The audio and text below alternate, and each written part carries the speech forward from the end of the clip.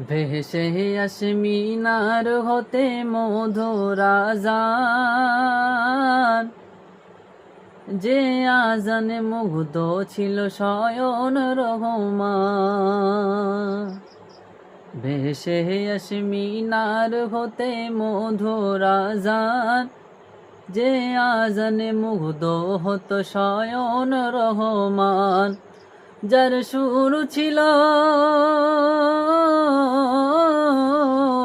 যার সুর ছিল এত মায়া ভালোবাসার টান, যার সুর ছিল এত মায়া ভালোবাসার টান।